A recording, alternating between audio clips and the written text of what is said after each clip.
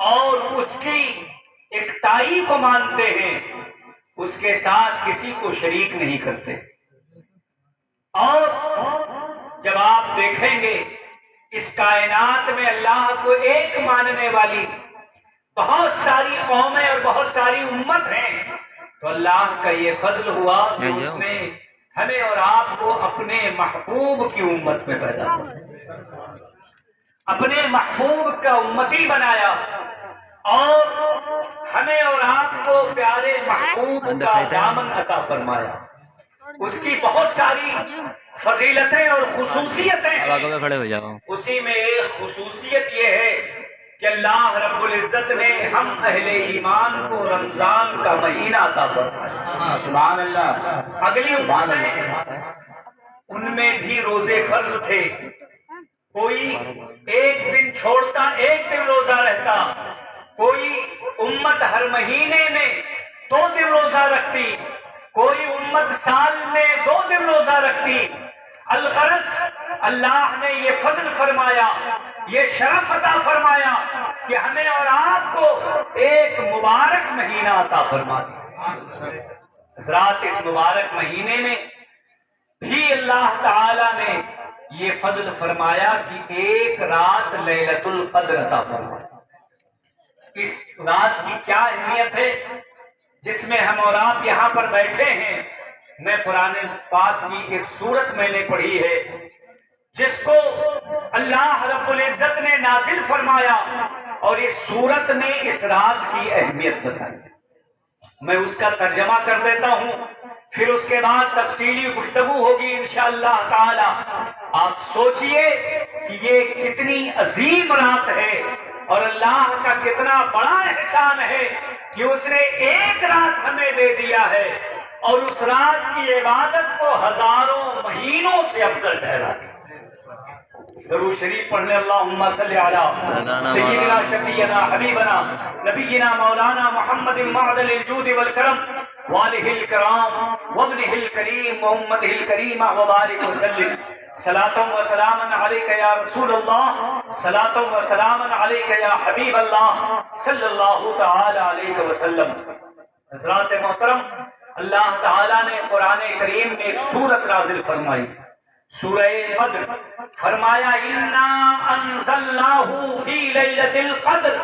اے لوگو سنو، یہ جو رات ہے یہ اتنی عظیم رات ہے کہ اسی رات میں قرآن اتارا گیا۔ سبحان اللہ۔ اس رات میں اللہ رب العزت نے قرآن لوحے دنیا پر لوحے محفوظ سے اتارا، اور پھر 23 سال کی مدت میں اللہ تعالیٰ نے اسے اپنے محبوب پہ نازل فرمایا۔ تھوڑا تھوڑا جیسی ضرورت اور جیسا موقع ہوا اللہ تعالیٰ نے اپنے محبوب پر قرآن اتارا، مگر دفعتاً واحدہ ایک مرتبہ میں اللہ تعالیٰ نے اس قرآن کو اسی رات نازل فرمایا۔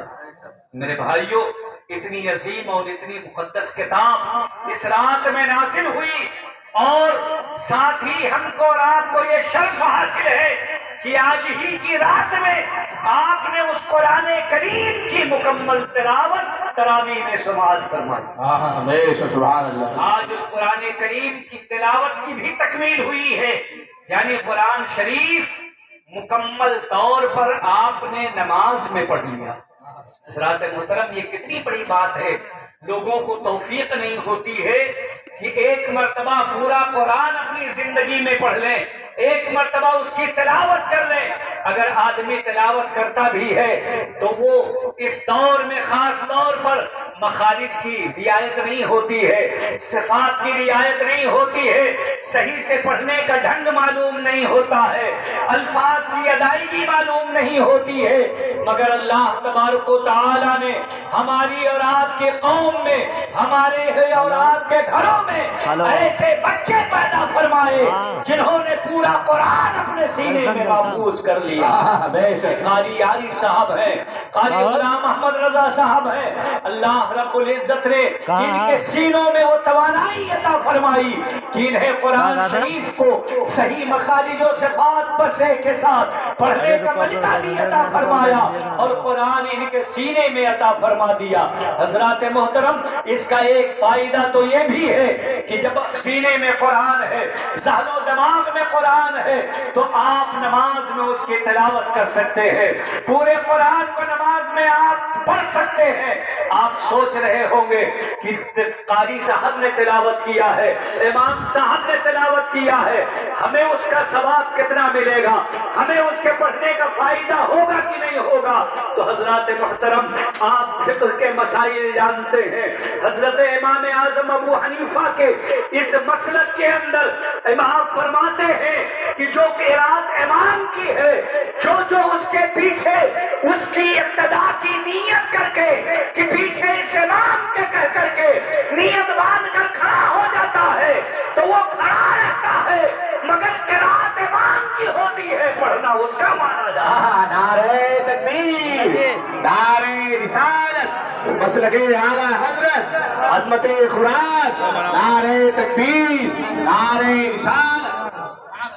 میرے بھائیوں، اس لیے امام کی قرات وہ مقتدی کی قرات ہے، مقتدی کو الگ سے نماز میں پڑھنے کی ضرورت نہیں ہوتی ہے، آپ الگ پڑھتے ہیں، نہ جانے کتنی غلطیاں رہ جاتی ہوں، تجوید و مخارج و صفات اور حروف کی ادائیگی کے سلسلے میں نہ جانے کتنی غلطیاں کرتے ہوں، جب امام کے پیچھے نیت باندھ کر کھڑے ہو گئے، ابتدا میں آپ کھڑے ہو گئے، متوجہن الی کعبۃ الشریفہ کہہ کر کے ابتدیت بہذا الامام کہا، یعنی اس امام کی ابتدا میں آپ کھڑے ہیں، تو اب وہ امام قرآن شریف پڑھ رہا ہے، آپ نیت باندھے کھڑے ہیں۔ مذہب اسلام کا یہ کتنا خوبصورت قانون ہے کہ ہمارے قوم کے وہ افراد جنہیں قرآن پڑھنا نہیں آتا ہے، اللہ انہیں بھی توفیق دے دیتا ہے کہ وہ اپنی نماز میں قرآن مکمل کرتے ہیں۔ وہ اپنی نماز میں، میرے بھائیوں، الگ پڑھنا وہ بھی بڑی فضیلت کی بات ہے، مگر کتنی بڑی فضیلت کی بات ہے کہ آپ نے نماز میں قرآن مکمل کر دیا۔ اسی لیے تراویح میں جایا کریں، آپ امام کی ابتدا میں کھڑے ہوں، اس کے پیچھے نیت باندھ کر کے آپ کھڑے ہو جائیں، چپ چاپ آپ کھڑے ہیں، پڑھ رہا ہے امام، تلاوت آپ کی طرف سے مانی جا رہی ہے، لیکن امام کے پیچھے قرات نہیں کرنا ہے، آپ کو کچھ پڑھنا نہیں ہے۔ یہ مذہب اسلام کی خوبصورتی اور سسٹم، یہ مذہب اسلام ہی کے اندر قانون ہے کہ آپ چپ چاپ کھڑے ہیں، نیت باندھے کھڑے ہیں، مگر آپ کا پڑھنا مانا جا رہا ہے۔ اس رات میں اس قرآن شریف کی تکمیل ہوئی ہے، مکمل آپ نے اپنی نماز میں اس کو پڑھا ہے اور سنا ہے، اقتدا کی ہے، اور اسی رات میں اللہ نے قرآن نازل فرمایا۔ میرے بھائیوں، یہ بہت بڑے فضل اور شرف کی بات ہے۔ اس رات کے تعلق سے اللہ رب العزت نے فرمایا، اِنَّا أَنزَلْنَاهُ فِي لَيْلَةِ الْقَدْرِ، اے لوگوں، ہم نے قرآن شب قدر میں اتارا۔ پھر اللہ تعالیٰ فرماتا ہے، وَمَا أَدْرَاكَ مَا لَيْلَةُ الْقَدْرِ، تم کیا جانو کہ لیلۃ القدر کیا ہے؟ آپ آج یہاں بیٹھے ہوئے اس رات میں جگ رہے ہیں، میں تو عام جلسوں میں اس بات کا احساس کرتا ہوں کہ ہماری قوم نے وقت دیا، اپنی نیند کو قربان کیا، ٹائم دیا ہے، یہاں پر بیٹھے ہوئے ہیں، یہ اپنے کاروبار میں صبح مصروف ہوں گے، اپنی ضرورتوں میں مصروف ہوں گے، مگر آج مجھے اس بات کا احساس نہیں کہ آپ رات میں جاگ رہے ہیں، کیونکہ جہاں آپ جاگ رہے ہیں تو اتنی عظیم رات میں جاگ رہے ہیں جسے اللہ رب العزت نے یہ فضیلت عطا فرمائی ہے کہ دنیا والوں سے فرمایا، وما ادراک ما لیلۃ القدر، ارے تمہیں کیا معلوم، تم کیسے سمجھ پاؤ گے، تمہیں اس کا کیا مقام کیا معلوم، تم کیا جانو کہ لیلۃ القدر کیا ہے؟ پھر اللہ نے خود فرمایا، لیلۃ القدر خیر من الف شہر، جو شب قدر ہے یہ 1000 مہینوں سے افضل ہے۔ آپ بڑا لگائیے، آپ تقسیم کر، آپ ضرب کیجئے، اندازہ لگائیے، محاسبہ کیجئے کہ 1000 مہینے ہوں، اس کے اندر دن کتنے بنتے ہیں، اس کے اندر راتیں کتنی بنتی ہیں، اس کے اندر لمحے کتنے بنتے ہیں، اس کے اندر ساعتیں کتنی بنتی ہیں، اس کے اندر منٹ اور گھنٹے کتنے بنتے ہیں۔ آپ اندازہ لگاؤ گے تو آپ کو معلوم ہو جائے گا 1000 اللہ رب العزت نے فرمایا فرمایا کہ لیلۃ القدر خیر من الف شہر، اللہ نے جو فرمایا اس میں یہ نہیں فرمایا کہ لیلۃ القدر 1000 مہینے کی راتوں سے افضل ہے، 1000 مہینے کے دن سے افضل ہے، بلکہ مطلق فرمایا کہ لیلۃ القدر یعنی شب قدر خیر من الف شہر، یہ 1000 مہینے سے افضل ہے۔ مطلب یہ ہے اس 1000 مہینے میں آپ کا دن بھی شامل ہے، آپ کی رات بھی شامل ہے، آپ کی تلاوت بھی شامل ہے، آپ کا سجدہ بھی شامل ہے، آپ کی عبادت بھی شامل ہے، آپ کی دعا بھی شامل ہے، آپ کے تمام معاملات شامل ہیں۔ وہ 1000 مہینہ آپ لگاتار عبادت کرتے رہے، مگر وہ شرف اور فیض نہیں ملتا جو اس رات میں اللہ رب العزت عبادت کرنے والوں کو عطا فرماتا ہے۔ بھائیو جھوٹا ہے تروائی والا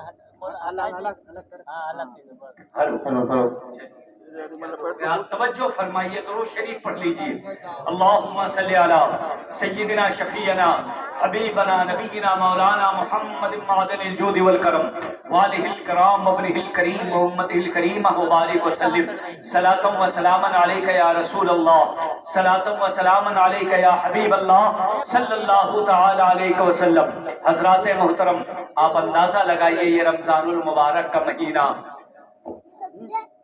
جس کے اندر ایک نیکی 70 نیکیوں کے برابر، یہ پورا مہینہ، اور اس مہینے میں یہ خاص طور پر بخشش کا عشرہ 3 حصوں میں رمضان شریف بانٹا گیا، عشرہ رحمت، عشرہ مغفرت، عشرہ نجات۔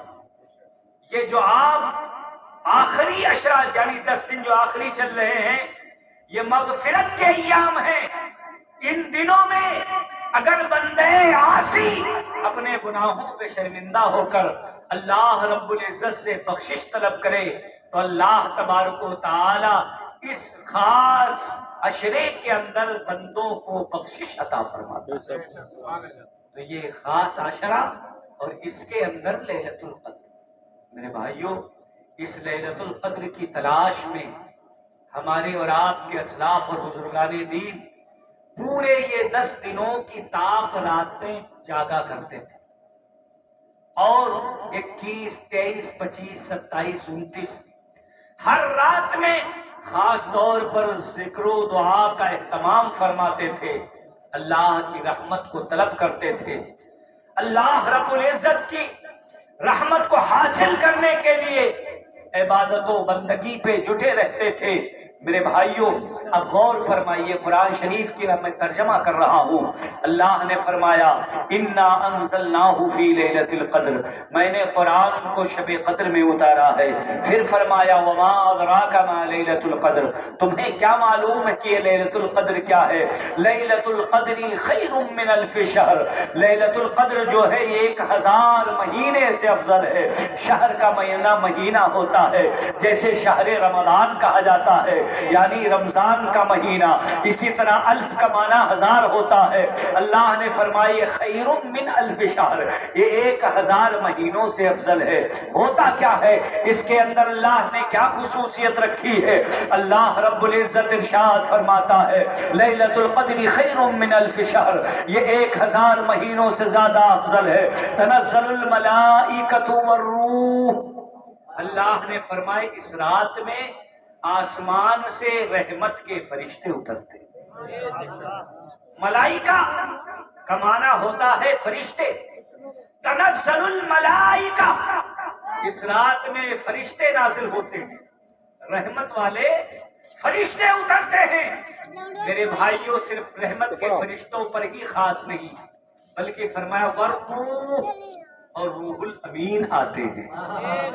ذرا سب لوگ بولیں سبحان اللہ۔ یہاں روح سے مراد روح الامین یعنی حضرت جبریل امین طائر صدرہ، جو انبیاء کی بارگاہوں میں حاضر ہوتے تھے، جو مصطفیٰ جان رحمت صلی اللہ تعالی علیہ وسلم کی بارگاہ میں آیا کرتے تھے، وہ آج کی رات تمام رسول اللہ کی امتوں کے پاس تشریف لاتے۔ سبحان اللہ۔ فرمایا تنزل الملائکۃ والروح فیہا بِإِذْنِ رَبِّهِمْ مِنْ كُلِّ أَمْرٍ۔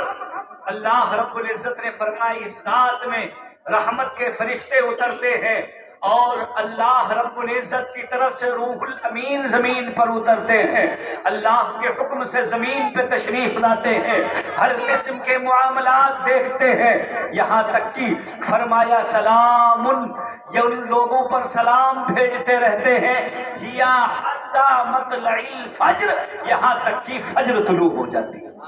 سبحان اللہ، بے شک۔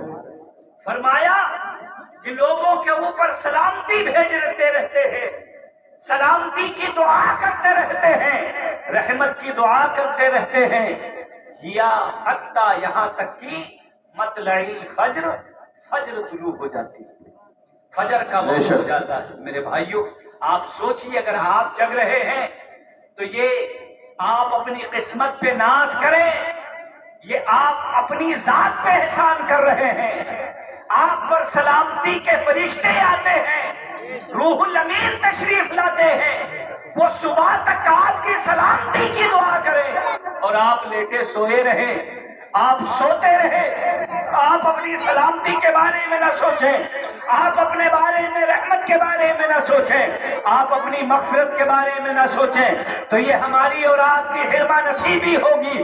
میرے بھائیوں آج ہم اور آپ یہاں پر بیٹھ کر کے دینی باتیں کر رہے ہیں، دین کی معلومات حاصل کر رہے ہیں، قرآن پڑھ اور سن رہے ہیں، قرآن کا ترجمہ اور اس کی تفسیر سن رہے ہیں۔ اللہ تبارک و تعالی اس تمام کام پہ رحمتیں اور ثواب نازل فرماتا ہے۔ اللہ کا شکر ہے کہ جب فرشتے اور روح الامین ہماری سلامتی کی دعا کر رہے ہیں تو ہم بیٹھ کر ان کی دعاؤں پہ آمین کہہ رہے ہیں۔ تکبیر، نعرہ رسالت، حضرت علامہ مفتی سہیل اختر صاحب اللہ، نعرہ تکبیر، نعرہ رسالت۔ یہ میں نے پوری سورت کا ترجمہ آپ کے سامنے پیش کر دیا، آپ کو اندازہ ہو گیا ہوگا کہ قرآن شریف میں جس رات کی اتنی فضیلت آئی ہو، اتنی برکتیں آئی ہوں، اس قدر اللہ رب العزت نے اس رات کو خاص طور پر ذکر فرمایا ہو، تو پھر بتانے کی ضرورت نہیں ہے کہ اس کی اہمیت کیا ہے۔ آپ اس رات میں جاگ رہے ہیں تو آپ کو کتنا فیضان ملے گا۔ حضرات یہ بات واضح ہو گئی، آپ کو معلوم ہو گیا اس رات اللہ کے فرشتے زمین پر اترتے ہیں، وہ نازل ہوتے ہیں، روح الامین تشریف لاتے ہیں، سلامتی کی دعا کرتے ہیں، یہاں تک کہ فجر کا وقت ہو جاتا ہے۔ لہٰذا یہ پورا بابرکت اور مسعود وقت ہے جس میں ہم اور آپ یہاں پہ بیٹھے ہوئے ہیں، اللہ و رسول کی باتیں کر رہے ہیں۔ میرے بھائیوں اس رات کی اہمیت آپ کو معلوم ہو گئی، اس رات کی عظمتیں اور برکتیں معلوم ہو گئی۔ اب مکمل دل جمعی کے ساتھ آپ یہاں تشریف رکھیں، میری باتوں کو سماعت فرمائیں اور مکمل دل جمعی کے ساتھ آج یہاں پر بیٹھ کر کے آپ اپنے لیے دعا کریں، اپنے گھر والوں کے لیے دعا کریں، اپنے اعزاء اقربا کے لیے دعا کریں، اپنے بھائیوں کے لیے دعا کریں، اپنے رشتہ داروں کے لیے دعا کریں اور پوری روئے زمین کے مسلمانوں کے لیے دعا کریں جو دنیا میں زندہ ہیں، آپ ان کے لیے بھی دعا کریں، اور جو ہمارے آباء و اجداد یا متعلقین اور رشتہ دار اس دنیا سے چلے گئے ہیں، اپنی اپنی قبروں میں آرام فرما ہے، آج کی رات آپ ان کے لیے بھی دعائیں مغفرت کریں، ان کے لیے بھی ایصال ثواب کریں، ان کے لیے بخشش کی دعائیں کریں، کیونکہ وہ قبر میں لیٹے ہوئے ہیں، اب وہ وہاں پر لیٹے لیٹے اپنے بارے میں کوئی عمل نہیں کر سکتے ہیں،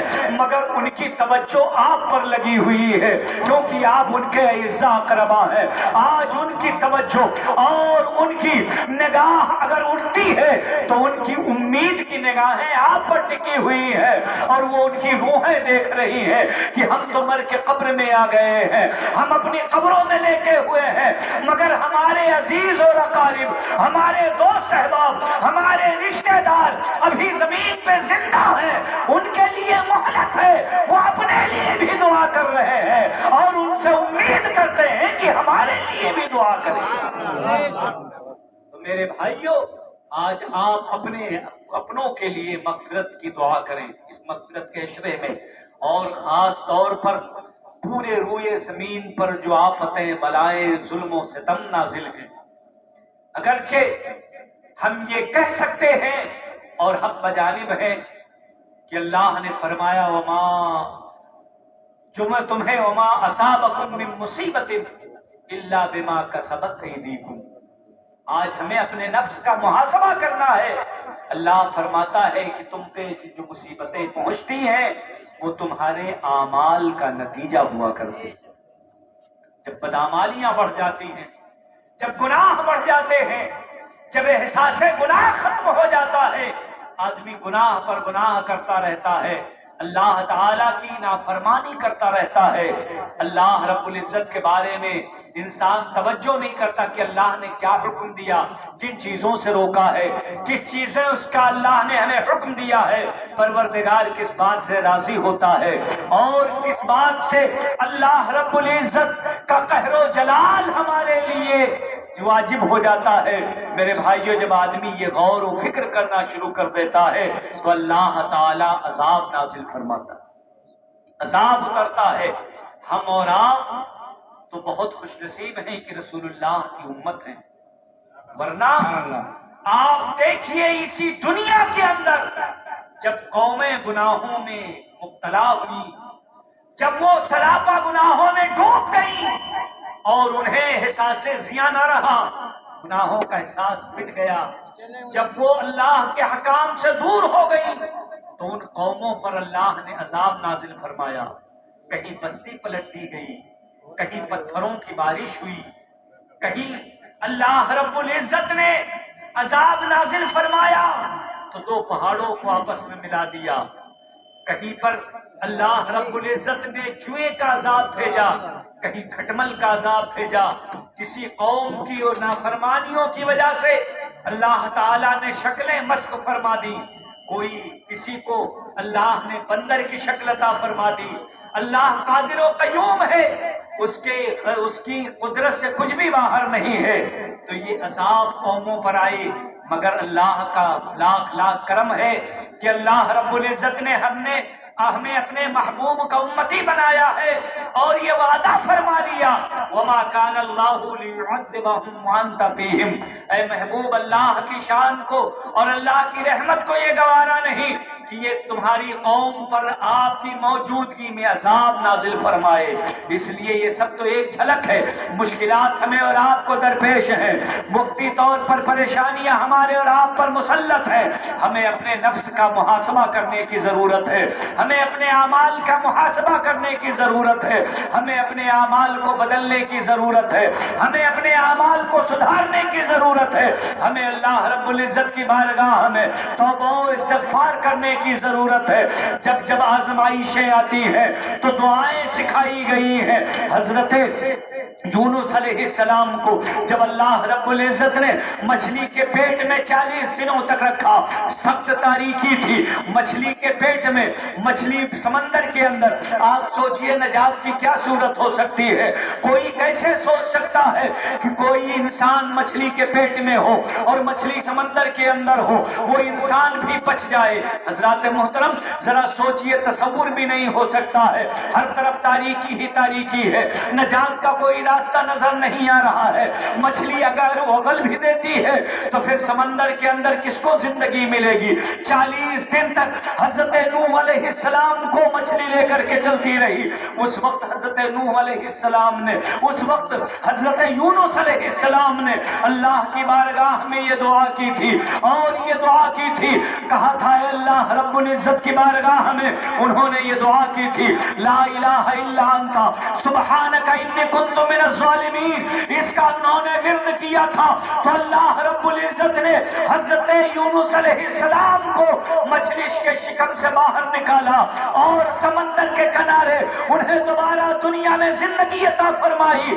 گویا کہ ہمیں اور آپ کو یہ سبق مل گیا ہے کہ جب پریشانیاں گھیر لیں، ہر طرف تاریکی ہی تاریکی ہو، ظلم و ستم ہو، کہیں راستہ دکھائی نہ دیتا ہو، کہیں نورانیت اور اجالا نہ ہو، تو پلٹو اللہ کی بارگاہ میں. رات کی تاریکیوں میں آپ اپنے گھروں کے اندر یا مسجدوں کے اندر جہاں بھی آپ کو جگہ میسر ہو، اللہ کے لیے کھڑے ہو جاؤ، وضو کرو، پاک ہو جاؤ، اللہ کی بارگاہ میں اشک ندامت اپنے آنکھوں میں بھر کر کے سجدہ ریز ہو جاؤ اور رب کو منا لو، اسے کر لو, دعا کرو لا الہ الا انت, تیرے سوا کوئی معبود نہیں ہے, سبحانک, تیرے ہی لیے پاکی ہے, انی کنت من الظالمین, میں تو بھٹکا ہوا تھا, اس کا وید کرنا شروع کر دو, انشاءاللہ اللہ تعالیٰ تمہیں ظلمت میں راستے عطا فرما دے. نعرے تکبیر, نعرے رسالت, مسلک اعلی حضرت, مسلک اعلی حضرت, مسلک اعلی حضرت, علماء اہل سنت, نعرے تکبیر, نعرے رسالت. میرے بھائیوں, یہ وہ دور آ چکا ہے, ہم آپ کو جگانے اور بتانے کے لیے آئے ہیں. ابھی بھی وقت ہے, آپ سمجھ جاؤ, کم سے کم آپ کے سامنے یہ علماء کی جماعت موجود ہے جو آپ کو بیدار کرتی ہے, آپ کو آپ کے کرتوت سے روکنے کی کوشش کرتی ہے, گناہوں کا احساس دلاتی ہے. خدا نخواستہ اگر اللہ کی رحمت روٹ گئی تو وہ بھی دن دور نہیں ہے کہ ہمیں اور آپ کو کوئی صراط مستقیم اور ہدایت بتانے والا نہ ہو, سیدھے راستے پر چلنے کے لیے کوئی کہنے والا نہ ہو. ظالموں کی نگاہیں ہمارے اور آپ کے اوپر اس وقت بڑی ٹیڑھی ہیں. ذرا سوچئے, ابھی آپ نے سنا ہوگا کہ مدارس کو ختم کرنے کی اسکیم لاگو کر دی گئی تھی. یہ تو سپریم کورٹ نے اسٹے کر دیا آرڈر کو, ورنہ باضابطہ ہائی کورٹ سے فیصلہ ہوا اور اس فیصلے کو لاگو کرنے کے لیے پورے یو پی کے ڈی ایم لوگوں کو باضابطہ تحریر جاری ہو گئی 4 مارچ کو. یو پی کے اندر جتنے مدرسے ہیں وہ سب بند کر دیے جائیں. آپ سوچئے اگر یہ ہو گیا تو کیا حال ہوگا قوم کا. آپ یہ نہ سوچئے کہ مولویوں کا کیا ہوگا, عالموں کا کیا ہوگا. عالم مولانا جیسے آپ انسان ہیں ایسے ہم لوگ بھی انسان ہیں. اللہ نے زندگی دی ہے, رزق کا انتظام فرمایا ہے, رزق کا ذمہ لیا ہے, رزق تو کہیں نہ کہیں سے اللہ عطا فرمائے, اسباب اور سبیلیں نکلے گی. یہ ظالم بھی جانتے ہیں کہ مدرسہ بند کرنے سے مولوی مریں گے نہیں. جیسے عام آدمی مونگپھلی کے ٹھیلے لگا لیتا ہے, کھیرا اور ککڑی بیچنے لگتا ہے, سبزی کی دکانیں چلا لیتا ہے, پان کی گمٹی رکھ لیتا ہے, گزر بسر اس کا ہوتا ہے کہ نہیں ہوتا. بغیر پڑھا لکھا آدمی ہوٹل چلا لیتا ہے, بھٹیار خانے چلا لیتا ہے, ریسٹورینٹ چلا لیتا ہے, ٹھیکیداری کر لیتا ہے. مولوی تو پھر بھی لکھنا پڑھنا جانتے ہیں, حساب کتاب جانتے ہیں. یہ بھی کہیں نہ کہیں سیٹ ہو جائیں گے, اپنے بال بچوں کے رزق کا انتظام کر لیں گے. انہیں بھی معلوم ہے کہ کوئی مرنے والا نہیں ہے, مگر وہ مولویوں کو نہیں بلکہ اسلام کی روح کو ختم کرنا چاہتے. ان کا ٹارگٹ یہ ہے کہ آپ کی مسجدوں سے امام غائب ہو جائیں, مؤذن غائب ہو جائیں, کوئی فاتحہ کرنے والا نظر نہ آئے, کوئی جنازہ پڑھانے والا نظر نہ آئے, آپ کو گناہوں سے کوئی روکنے والا نہ ملے, نیکیوں کی دعوت دینے والا نہ ملے, نماز کی آپ کے اندر جگہ جو ایک چاہت ہے وہ جگانے والا کوئی نہ ملے. یہ خود بخود دم توڑ جائیں گے. انہیں دین کے بارے میں سمجھ اور معلومات نہیں ہوگی. یہ بتائیے جب مدرسے بند ہو جائیں گے تو کلمہ کہاں سکھایا جائے گا؟ جب مدرسے بند ہو جائیں گے درود شریف پڑھنا کہاں سکھایا جائے گا؟ مدرسے بند ہو جائیں گے قرآن کی تلاوت کرنا کہاں سے سکھایا جائے گا؟ الغرض ظالم وہ بنیادوں پر نظر رکھتے ہیں, آپ جسے کوئی اہمیت نہیں دیتے ہیں اور سمجھتے ہیں کہ یہ مدرسے یہ مکتب کسی اہمیت کے حامل نہیں ہے. ہماری غیبیار اور دشمن یہ جانتے ہیں کہ ان کی بہت بڑی اہمیت ہے, ان کی قوم کو بہت بڑی ضرورت ہے. اس لیے میرے بھائیوں آپ اس پر خصوصی توجہ فرمائیے اور اپنی نسلوں میں اور اپنے آنے والی اولاد میں دین کو زندہ رکھنے کے لیے اور مرنے کے بعد قبر میں رہ کر کے ایصال ثواب پانے کے لیے آپ کو مدارس پر توجہ دینا ہوگا. بولو ہے کہ نہیں؟ اپنے بچوں کو دین سکھانا ہوگا, اپنے بچوں کو دینی احکامات سکھانے ہوں گے، انہیں قرآن اور نماز روزوں کے مسائل سکھانے ہوں گے، انہیں اپنے دین میں مضبوط کرنا ہوگا۔ آپ کا بچہ یا بچی ہو آپ کے گھر میں رہے، آپ کی ذمہ داری صرف اتنی نہیں ہے کہ آپ ان کے لیے کھانے کا انتظام کرو، کھانا کھلاؤ، ان کے لیے پھل لے کر کے آؤ، وہ بیمار ہو جائیں تو علاج کراؤ، انہیں اچھے کپڑے پہناؤ، ان کے لیے اچھا مکان بنا دو، ان کے لیے پراپرٹی کا انتظام کر دو، ان کے لیے کھانے پینے کا انتظام کر دو، اور جب بڑے ہو جائے تو اچھا رشتہ دیکھ کر کے اچھا رشتہ کر دو۔ نہیں بلکہ ماں باپ ہونے کی حیثیت سے چونکہ آپ اسلامی ماں باپ ہیں، اس لیے یہ بھی ذمہ داری عائد ہوتی ہے کہ آپ کا بچہ جہاں پڑھ رہا ہے، پروان چڑھ رہا ہے، کھا پی رہا ہے، آپ نے پہننے اوڑھنے کا انتظام کیا ہے تو وہی اس کے ساتھ دین کی تعلیم کا انتظام کیجیے، وہی کلمہ سکھانے کا انتظام کیجیے، وہی نبی کی محبت ان کے دلوں میں پیدا کیجیے، انہیں سچا پکا عاشق رسول بنا دیجیے کہ آپ کا بچہ جب بڑا ہو، آپ کا بچہ سن شعور میں آئے تو اسے کہنا نہ پڑے، بلکہ اتنی سمجھ اس کے اندر آلریڈی موجود ہو کہ جب بات مصطفیٰ کی آئے تو آپ کا بچہ یا بچی اس کا نظریہ یہ ہو، کروں تیرے نام پہ جا فدا، نہ ایک جا تو جہاں فدا، تو جہاں سے بھی نہیں جی بھرا، کروں کیا کروڑوں جہاں نہیں، یہ ایک جان کیا ہے، اگر ہو کروڑوں تیرے نام پہ سب کو مارا کروں۔ بہت بھائیو، یہ بہت اہم اور امپورٹنٹ گفتگو ہے جو میں آپ کے سامنے پیش کر رہا ہوں۔ آپ اپنے بچوں کو دینداری سکھاؤ، دینداری میں مضبوط کرو۔ آپ کا کوئی بچہ قرآن شریف پڑھے بغیر نہ رہ جائے، اسے نماز روزے کے مسائل معلوم ہو جائے، اسے پاکی اور ناپاکی کے مسائل معلوم ہو، اسے ایمان و کفر کے مسائل معلوم ہو جائے، کم سے کم ایمان و عقیدہ محفوظ رہے گا۔ آپ کا بچہ اس دنیا میں لاکھ اچھی لائف جی کر کے چلا جائے، مگر اگر اس کا ایمان سلب ہو جائے، اب وہ مرنے کے بعد عذاب قبر میں مبتلا ہو اور آخرت میں آپ صاحب ایمان ہیں، آپ کے نگاہوں کے سامنے آپ کے بچے کو جہنم میں ڈال دیا جائے، بتاؤ آپ کیا کیسا محسوس کرو گے؟ کیا آپ کے دل کو یہ برداشت ہوگا؟ کیا آپ کو یہ گوارا ہوگا؟ جس بیٹے کی ایک ایک چیخ پر آپ کی راتوں کی نیند حرام ہو جاتی تھی، آپ بے چین و بے پریشان ہو جاتے تھے، بے قرار ہو جایا کرتے تھے، کیا جہنم کا ایندھن بنے ہوا آپ کا بچہ آپ یہ برداشت کر پاؤ گے؟ آپ کے بچے جہنم میں ڈالے جائیں، آپ یہ دیکھ کر کے برداشت کر لو گے؟ نہیں، آپ کا بچہ دنیا میں چٹنی روٹی کھائے پیٹ تو ضرور بھر جائے گا، دل اس کا کٹ جائے گا، چھپر میں رہے گا، زندگی گزر جائے گی۔ جو محلوں میں رہتے ہیں وہ بھی بوڑھے ہوتے ہیں، جو چھت پر میں رہتے ہیں وہ بھی بوڑھے ہوتے ہیں، جو خیمے میں رہتے ہیں وہ بھی بوڑھے ہوتے ہیں، سب کو موت آتی ہے، مگر کمال اس کے لیے ہے جو اس دنیا میں غربت زدہ زندگی گزارے مگر جاتے جاتے اپنا ایمان و عقیدہ محفوظ کر لے۔ ارتداد کی آنکھ ہی چل رہی ہے، لوگ بچے اور بچیاں مرتد ہو رہے، انہیں دین کے بارے میں معلوم ہی نہیں، ایمان و عقائد کے تقاضے معلوم ہی نہیں ہے، وہ جس دھارا کو تیز بہتا ہوا دیکھتے ہیں ایک خشو خاشاک اور تنکے کی طرح بہتے چلے جاتے ہیں۔ میرے بھائیوں، ہمیں اور آپ کو یہ گوارا ہوگا کہ ہمارے بچے، ہم آج کلمہ پڑھتے ہیں الحمدللہ، نبی کے دیوانے ہیں، رسول کے چاہنے والے ہیں، مسجدوں کو آباد کرنے والے ہیں، قرآن سے محبت کرنے والے ہیں، رمضان کا احترام کرنے والے ہیں، مگر کیا آپ یہ چاہتے ہیں کہ آپ کی نسل اور سلب سے آنے والے بچے آج سے 10 20 50 100 سال کے بعد وہ ارتداد کے دلدل میں ڈوب جائیں اور آپ کی پشتیں، آپ کی نسلیں جہنم کی وادیوں میں جلیں؟ نہیں، یہ آپ کبھی اور قطعاً گوارا نہیں کر سکتے۔ کسی مومن کی یہ شان نہیں ہے کہ وہ یہ بات کو گوارا کر لے۔ مومن تو وہ ہے جو مصطفیٰ جان رحمت صلی اللہ تعالی علیہ وسلم پر اپنا دل و جان و ایمان سب کچھ نچھاور کرتا ہے اور یہ کہتا ہے جو جان مانگو تو جان دیں گے، جو مال مانگو تو مال دیں گے، مگر یہ ہم سے نہ ہو سکے گا، نبی کا جاہو جلال دیں گے۔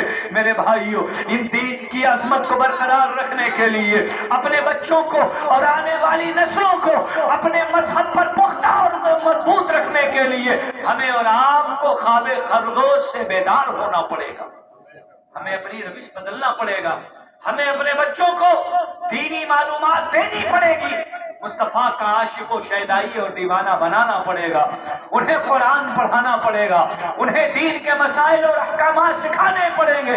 मुस्तफ़ा जान रहमत सल्लल्लाहु अलैहि वसल्लम का प्यार और नबी की मोहब्बत उनके दिलों में बिठानी पड़ेगी, मुस्तफ़ा की अजमतें सिखानी पड़ेंगी। आप अपने बच्चों को कम से कम ये जरूर सिखाएं कि आपके बच्चे का ये मिजाज हो, सबसे आला व औला हमारा नबी, सबसे बरतर व बाला हमारा नबी, सब चमक वाले उजलों में चमका किए, अंधे शीशों में चमका हमारा नबी। कौन देता है देने को मुंह चाहिए, देने वाला है सच्चा हमारा नबी। खल्क से औलिया, औलिया से रसूल और रसूलों से आला हमारा। आप सब लोग बोले सुभान अल्लाह। मेरे भाइयों समझिए, हमें और आपके लिए भी गनीमत है। आंखें खोलिए, अपने आप को बदलिए, गुनाहों से अपनी जिंदगी पाक कर लीजिए, तौबा व इस्तिग़फ़ार कीजिए। रात की तन्हाई में अल्लाह रब्बुल इज़्ज़त के हुजूर आप अश्के नदामत बहाएं अपने गुनाहों पर शर्मिंदगी की वजह से, जब कोई न देख रहा हो, आप हो और आपका परवरदिगार हो। रात की तारीकी में इसीलिए तहज्जुद को बड़ी अहमियत हासिल है। तहज्जुद फर्ज नहीं है मोमिनों पर, मगर ये महबूबियत की अलामत है कि अल्लाह रब्बुल इज़्ज़त जिसे महबूब बनाना चाहता है उसे तहज्जुद गुजार बना देता है, उसे तहज्जुद पढ़ने की आदत होती है। हद ये है कि अल्लाह रब्बुल इज़्ज़त के सबसे बड़े महबूब हमारे और आपके आका हैं, तो हुजूर सल्लल्लाहु अलैहि वसल्लम पर तहज्जुद फर्ज सोने के बाद, इसलिए कि फराइज तो आप पर नहीं, फर्ज नमाजें आप अदा करते हैं, वक्त पर जाते हैं, भीड़ रहती है, लोग देखते हैं, इसमें रियाकारी या दिखावा शामिल हो सकता है। जब रात में पूरी दुनिया सो रही हो, आपके बच्चे सो रहे हो, अहल सो रहे हो, कोई देखने वाला ना हो, रिया से खाली सोकर उठिए, सिर्फ अल्लाह की रजा के लिए आप वजू कीजिए, उसके बाद आप नफल नमाज अदा कीजिए। उस वक्त आप अल्लाह रब्बुल इज़्ज़त की बारगाह में, सबसे अजीम बारगाह है, आप रो तो वहां, गिड़गड़ाओ तो वहां, मांगो तो उससे। दुनियादार से मांगोगे दुनिया वाले देंगे, मगर जलील करके देंगे। जब परवरदिगार से मांगोगे तो अल्लाह रब्बुल इज़्ज़त अता करेगा और इज्जत के साथ अता फरमाएगा। वो देता है, उससे बसवाल करने में जिल्लत नहीं है। जब वो अता फरमाता है तो इज्जतें भी देता है, जब वो अता फरमाता है तो बेशुमार अता फरमाता है। दुनिया वाले देते हैं तो उसका एक हिसाब होता है, पैमाना होता है, एक उसकी हद होती है, और जब अल्लाह अता फरमाता है तो उसकी कोई हद नहीं होती। इतना वो नवाजता है। उसकी बारगाह में इबादत करो, अपने गुनाहों पर आप आंसू बहाओगे। हमारी माएँ बहनें भी बैठी हैं, आप भी सुन रहे हैं, माएँ बहनें भी सुन रही हैं। मैं खास तौर पर अर्ज करता हूँ, वो आपके आंसू का एक एक कतरा, उसकी अहमियत ये है कि मोती समझ के शाने करीमी ने चुन लिए। मोती समझ के, आपका वो एक कतरा आंसू वो आंसू नहीं है, बल्कि वो मोती है। मोती, मोती की भी वो कीमत नहीं है जिसको शाने करीमी ने मोती समझ के चुन लिए। कतरे जो गिर गए थे हरते इन्फियाल के, मोती समझ के शाने करीमी ने चुन लिए। वो एक एक कतरा आपकी कब्र को रोशन और मुनव्वर कर देगा। जरा बोले सुभान अल्लाह। वो एक एक कतरा आपकी जहन्नम की आग को बुझा देगा। मेरे भाइयों, हमने और आपने बहुत रोया होगा, हमारी माएँ बहनें भी रोती हैं, मगर आप सोचिए कभी आप अपने लिए रोए? हम और आप गैरों के लिए रोते हैं। कोई अजीज व क़रीब इंतकाल कर जाता है, रोते हैं। अपना आदमी दुनिया से चला जाता है, रोते हैं। लोग दूर परदेश जाते हैं, बच्चे अपने छोड़ बिछड़ जाते हैं, रोते हैं, आंसू बहते हैं। माएँ बहनें रोती हैं। कोई गम लाहिक होता है, कोई माल छिन जाता है, किसी की भैंस मर गई, किसी की मुर्गी चोरी हो गई, आदमी उसमें आंसू बहा लेता है, रो लेता है। मगर आप सोचिए, ये आपके अश्क, ये अश्के नदामत कभी अपने लिए बहे, अपनी जात के लिए कभी गिरे हैं? اپنے لیے کبھی روئے ہیں آپ رونے کی عادت ڈالیے، مگر دنیا والوں کے سامنے نہیں، رات کے سناٹے میں پروردگار کی بارگاہ اپنے لیے روئیے، اپنے بال بچوں کے لیے رو رو کر کے دعا کیجیے، پوری دنیا کے لوگوں کے لیے دعا کیجیے، امن و آشتی کی دعا کیجیے۔ جہاں فلسطین یا اس جیسے مناظر ہیں جہاں ظلم و ستم کی انتہا ہو رہی ہے، آپ ان کے لیے آنسو بہائیے، اللہ رب العزت کو راضی کیجیے، ان کے لیے روئیے، گڑ گڑائیے، اللہ رب العزت کی بارگاہ میں توبہ کیجیے۔ یہ آنسو آپ کے گریں گے، اللہ رب العزت ان آنسوؤں کے صدقے میں، ان عاجزی کے صدقے میں، اس رونے اور گڑ گڑانے کے صدقے میں پروردگار آپ کی ہر جائز تمنا پوری فرما دے، آپ کی نسلوں کا بھلا ہوگا، آپ کے بال بچوں کا بھلا ہوگا۔ راتوں میں عبادت کرنا سیکھیے، راتوں کو جاگیے، رات میں اللہ کے بارگاہ میں ضرور عبادت و بندگی کے لیے مصلی بچھایا کریں۔ اور میرے بھائیوں، حالات بڑے نازک ہیں، ناسازگار ہیں، آپس میں حسد ختم کر دیں، کینہ دلوں سے ختم کر دیں، اپنے دلوں کو پاک کر لیجئے۔ یہ دل یہ کیا ہے؟ آپ دلوں کے اندر خدورت رکھتے ہیں، آپ ایک دوسرے سے حسد اور کینہ رکھتے ہیں، اس دل میں میل رکھتے ہیں، دشمنی رکھتے ہیں۔ اللہ کے نبی نے فرمایا قلب المؤمن عرش اللہ، جو مومن کا دل ہے یہ عرش الہی، جو مومن کا دل ہے یہ عرش الہی۔ اب تو نہیں گئے آپ لوگ؟ ذرا بولیں سبحان اللہ۔ یہ دل جو ہے مومن کا دل یہ عرش الہی ہے، اور جو عرش الہی ہوتا ہے اسے پاک ہونا چاہیے، ہے کہ نہیں؟ پاک صاف کیجیے، دلوں کو گناہوں کے زنگ سے پاک صاف کیجیے۔ اللہ رب العزت یہاں خاص توجہ فرماتا ہے، دل کو آئینہ بنا لیجیے، دل کو موم بنا لیجیے، نرم و نازک بنا لیجیے۔ جب دل کے اندر زنگ لگتا ہے تو قساوت آتی ہے، سختی آتی ہے، دل سخت ہوتا ہے، پھر آدمی کے اندر نرمی اور ملائمیت نہیں رہ جاتی۔ جس شخص کے اندر نرمی نہ ہو، ملائمیت نہ ہو، اس کے اندر انسانیت نہیں۔ آپ کا دل کسی کے لیے نرمی نہیں ہوتا، آپ کسی کے تکلیف محسوس ہی نہیں کرتے، کسی کو درد کو احساس ہی نہیں کرتے، کسی کی پریشانیوں کو محسوس ہی نہیں کرتے، آپ کی نظر میں کسی کی پریشانی سمجھ میں آتی ہی نہیں ہے۔ اس کا مطلب کہ دل زنگالود ہے، دل گناہ سے بھر گیا ہے، دل کالا اور سیاہ ہو گیا ہے۔ جب دل نور ایمان سے جگمگاتا ہے تو وہ دل لوگوں کے لیے جھکا کرتا ہے۔ مصطفیٰ کریم کا دل دیکھیے، آقا کی رحمت دیکھیے، ان کی ملائمیت دیکھیے، ان کا کرم دیکھیے، مصطفیٰ جان رحمت کی رحمت دیکھیے، نبی نے کیسے رحمت فرمائی ہے اور پوری دنیا کو بتایا ہے، اے دنیا والو ایک دوسرے کے لیے نرم رہا کرو۔ قرآن نے حضور کے ساتھیوں کی یہی تو تعریف بتائی ہے۔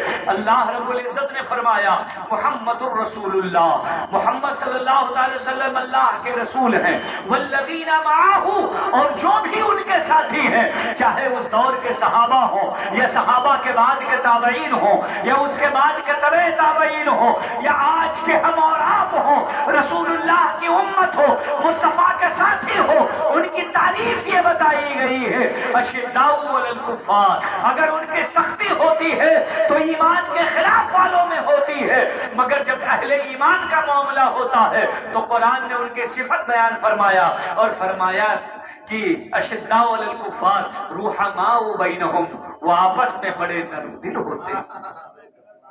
قرآن نے ایمان والوں کی تعریف کیا بتائی اہل ایمان کی؟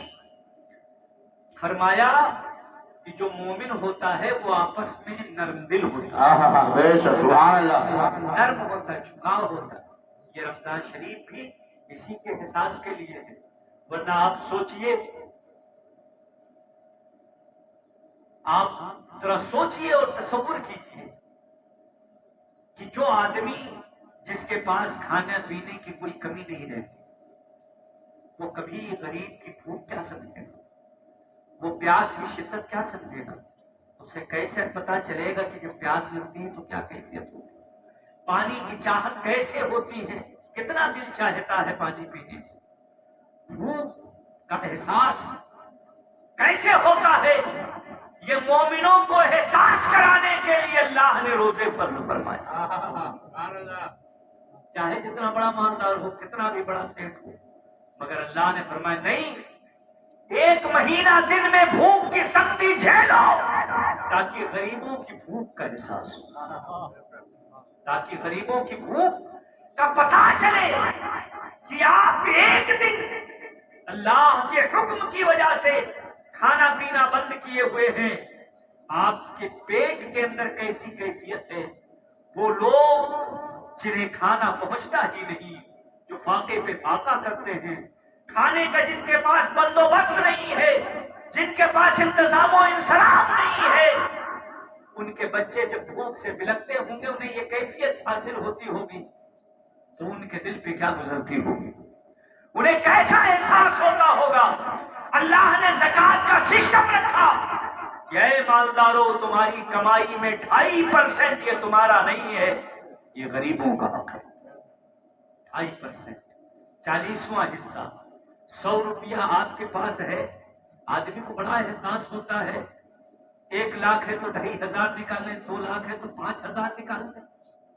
आदमी सोचता है ये हमारी जेब में आया हुआ रकम है, वापस जा रही है, मगर वो आपकी है ही नहीं, वो दूसरे का हक है।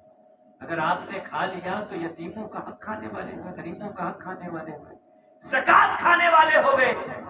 अगर ज़कात आदमी जैसे गैर की खाने में आर महसूस करता है, ऐसे ही उसे अपनी ज़कात भी अपने ऊपर, अपने बाल बच्चों पर खाने में शर्म महसूस होनी चाहिए। आप ज़कात खाने लायक अल्लाह नहीं बनाया, अल्लाह ही ने तो दौलत दी है। जाहिर सी बात है गरीबों के लिए है, तो गरीबों पर तो नहीं कि आपके पास नहीं है तब भी निकालो। जब अल्लाह ने दौलत दी, आपका माल वो सेफ हो गया, साल उस पर गुजर गया, आपकी जरूरत से ज्यादा है, रखा हुआ है, अल्लाह ने उसका मालिक बना रखा है, तो अब साल गुजरा है तो साल में 2.5% निकालो और उसे गरीबों तक पहुंचा दो। ये आपकी जिम्मेदारी है।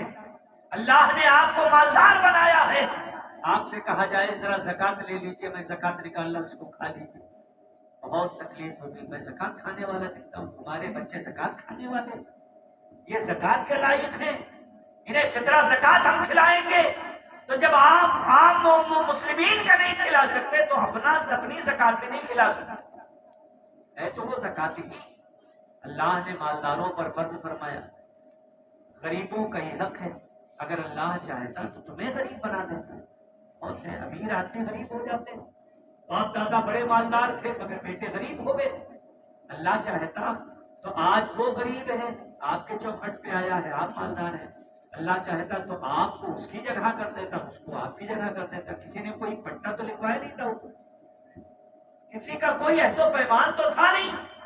ये अल्लाह का फजल है कि उसे ने आपको देने वाला बनाया, देने वाला नहीं बनाया, ये उसका एहसान है।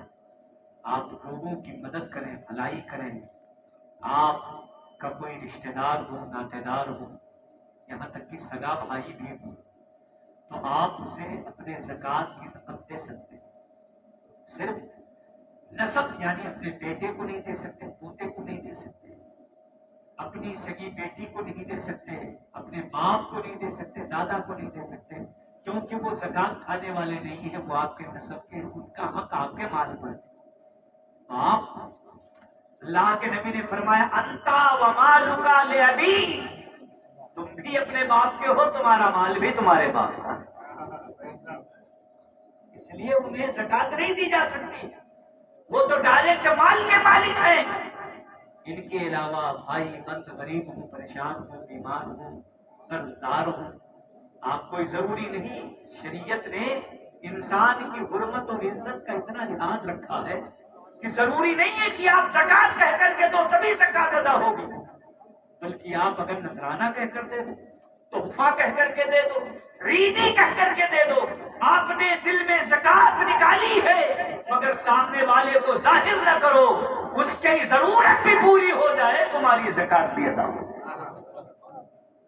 इज्जत नफ्स का ख्याल इतना शरीयत, लिहाजा किसी को दो तो जलील करके नहीं, یہ نہیں کہ اس کی عزت، اس کے ناموس سے کھلواڑ کرو، اس کی کو ذلیل کرو، اس کی عزت اور اس کی انا کو ٹھیس پہنچاؤ. یہ احساس کروانے کے لیے اللہ نے روزہ رکھ کر فرض فرمایا تاکہ مومن مومن کا دوست رہے، ایک دوسرے کے غم میں شریک رہے، ایک دوسرے کا احساس رہے، بھوک پیاس کا احساس رہے، تاکہ آپ آرام سے غریبوں کی مدد کرو اور بھوک مٹانے میں ان کے کام آؤ. آپ کو معلوم ہو کہ ہمیں بھوک لگتی تھی تو کیسا کیسا خیال آتا تھا. افطار کا وقت ہوتا ہے، اس وقت ساری چیزیں اچھی لگتی ہیں. آدمی افطار شروع کرنے سے پہلے سوچتا ہے شربت پیئیں گے تو کتنا مزہ آئے گا، شربت بھی بنا لیا جائے، پکوڑی ہو تو کتنی اچھی لگے گی، پکوڑی بھی بنا لی جائے. اس وقت تو کچالو یعنی صرف آلو کاٹ کے مرچ اور نمک ڈال دیا جائے، آدمی کا دل اس پر بھی للچاتا ہے کیونکہ اس کے اندر بھوک کی شدت ہوتی ہے، اور ایسے موقع پر وہ آلو کھانے کو بڑا لذیذ محسوس کرتا ہے جو عام دنوں میں کھانا گوارا نہیں کرتا.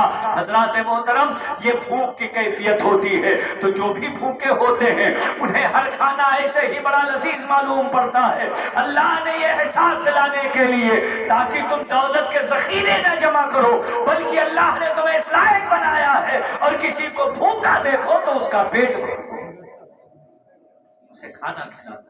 میرے بھائیوں، یہ بڑے افسوس کی بات ہے کہ عربی، فارسی اور حفظ و قرات، ہندی، انگریزی، یہ سب الحمدللہ ابھی بورڈ کھلی کیا گیا صرف یہ کہہ کر کہ مدرسوں میں اسلامک پڑھائی ہوتی ہے اس لیے مدرسے بند کروا دیے جائیں، سب کو بیسک شکشا دلائی جائے. مگر میں آپ کو بتا دوں کہ ہمارے مدرسوں میں بھی الحمدللہ میرا مدرسہ جامعہ غازیہ فیض العلوم بخشی پورہ بندائی، جس میں آپ لوگوں کی دعاؤں سے قاری عارف صاحب جانتے ہیں، اور عید بعد ہم لوگوں نے یہ فیصلہ کیا ہے کہ انشاءاللہ قاری عارف صاحب وہاں شعبہ حفظ پڑھائیں گے. تو اس کا میں تو بہت چھوٹا موٹا ابھی مجھے اتنا تجربہ بھی نہیں، مگر اللہ نے کرم فرمایا آپ لوگوں کی دعاؤں سے کہ میں اس میں پرنسپل منتخب ہوں اور پرنسپل بنا. ہمارے سینئر اساتذہ ہیں اس میں، ہم خود اس میں پڑھے ہوئے ہیں. قاری عارف صاحب پڑھے، مولانا منیر صاحب، یہ سب لوگ ساتھ میں پڑھتے تھے فیصل. لیکن سینئر اساتذہ اس میں ہیں، 25-30 لوگوں کا اسٹاف ہے. الحمدللہ 200 طلبہ تقریباً رہتے تھے. اس بار ہم نے یہ سوچا ہے کہ کم سے کم اس میں 300 بچے رکھے جائیں باہر کے پڑھنے کے. مگر آپ یہ مزاج قطعاً نہ بنائیں. میں جب سے پرنسپل بنا حضرت، اس بار میں نے کارڈ چھپوایا، پوسٹر کیلنڈر چھپوایا، تو ہم نے دیکھا کہ اس میں کارڈ وغیرہ پہ لکھا تھا کہ یہاں غریب نادار بچے رہتے ہیں، ان کے کھانے کا انتظام ہے. میں نے وہ کٹوا دیا. میں نے کہا الحمدللہ ہماری قوم کا کوئی بچہ غریب نہیں. ہمیں رسول اللہ نے ایسے طریقے اور سسٹم دیا ہے کہ ہمارے بچے وہ غریب و یتیم نہیں ہیں. رسول اللہ صلی اللہ تعالی علیہ وسلم نے سارے مسلمانوں کو ایک دوسرے کا نگراں بنایا. اب جب یہ ذہن دیا جاتا ہے کہ مدرسوں میں خالی غریب بچے پڑھتے رہتے ہیں تو پھر مالدار کہتے ہیں ہمارے بچے وہاں کیوں جائیں. پھر مالداروں کے بچے مدرسوں میں نہیں پڑھتے، وہ جانتے ہیں وہاں غریبوں کی پڑھائی ہوتی ہے. نہیں، بلکہ مدرسوں میں سلطانوں والی پڑھائی ہوتی ہے. رسول اللہ نے فرمایا العالم سلطان لزمانی، عالم اپنے وقت کا سلطان ہوتا ہے. وہاں غریبی والی پڑھائی نہیں ہوتی ہے. غریبی والی پڑھائی تو وہ ہے کہ ایم اے بی اے کرنے کے بعد پان لگانے کے لیے لوگ محتاج ہوتے ہیں. الحمدللہ مدرسوں میں وہ پڑھائی دی جاتی ہے جو شہنشاہوں کی پڑھائی ہوتی ہے. جیب میں اس کے پاس ذخیرہ بھلے کچھ نہ ہو، مگر وہ مسجد میں پہنچتا ہے تو سب سے آگے مصلی پہ کھڑا ہوتا ہے. لوگ اسے عزت دیتے ہیں، تعظیم و توقیر دیتے ہیں. بہت بڑا مالدار رئیس، کبیر امیر ہو، بادشاہ زمانہ ہو، مگر جب وہ مصلی پر پہنچے گا قوم اس کے ابتدا میں نماز نہیں پڑھے گی. لوگ اسے امام نہیں بنائیں گے. لوگ یہ نہیں کہیں گے پیچھے اس امام کے یہ میرا امام ہے، بلکہ کہیں گے تو ہوگا سیٹھ اپنی جگہ کا، زمیندار ہوگا اپنے علاقے کا، اپنے علاقے کا تو مالدار ہوگا، مگر ہم تمہیں امام نہیں مانتے ہیں۔ امام تو وہی ہوگا جو رسول اللہ کا غلام ہو، جو مصطفیٰ کا مہمان رہ کر کے علم دین نبوی حاصل کیا ہو، لباس پھٹا پرانا ہو، مگر اپنے وقت کا بادشاہ بھی کہتا ہے پیچھے اس امام کے، اور نیت باندھ کر کھڑا ہو جاتا ہے۔ جتنی دیر یہ مدرسے کا پڑھنے والا جسے سلطانی پڑھائی پڑھائی جاتی ہے، وہ جتنی دیر چاہے قیام کروائے، جتنی دیر چاہے رکوع میں رکھے، جتنی دیر چاہے سجدے میں رکھے، جب وہ اللہ اکبر کہتا ہے تبھی یہ قوم سجدے سے سر اٹھاتی ہے۔ مدرسوں میں وہ پڑھائی دی جاتی ہے کہ جو زمانے کا پڑھا لکھا کر سلطان بنایا جاتا ہے، دین کا عالم بنایا جاتا ہے، مفتی بنایا جاتا ہے۔ الحمدللہ، اس لیے آپ یہ نہ سوچیں کہ یہاں غریبوں والی پڑھائی ہوتی ہے جو صرف غریب بچے پڑھتے ہیں اور وہی مدرسے میں رہ سکتے ہیں، نہیں، بلکہ آپ اپنے بچوں کو مدرسے میں داخل کروائیے۔ اور الحمدللہ ہمارے مدرسے میں ہندی کا بھی پڑھائی ہوتی ہے، انگریزی بھی پڑھائی جاتی ہے، حساب بھی پڑھایا جاتا ہے، سائنس اور جغرافیہ بھی پڑھایا جاتا ہے، اس کے باضابطہ ماسٹر رکھے گئے ہیں۔ ہم یہ چاہتے ہیں کہ ہماری قوم کے بچے نہ عصری تعلیم میں پیچھے رہے، نہ مذہبی تعلیم میں پیچھے رہے، انہیں دنیاوی تعلیم بھی حاصل ہو جائے اور ساتھ ہی ساتھ انہیں دین کی سمجھ بھی آ جائے۔ اب دین کی سمجھ تمام مسلمانوں کے لیے ضروری ہے، چاہے وہ غریب ہو چاہے وہ امیر۔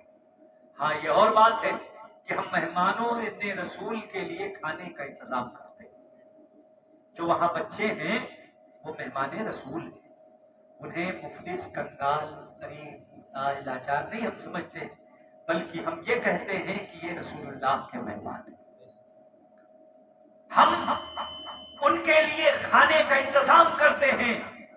اب جو بھی مہمان ہو، رسول اللہ کا مہمان ہے، امیر ہے، وہ بھی دسترخوان پر کھائے، غریب ہے وہ بھی دسترخوان پر کھائے، ہے کہ نہیں؟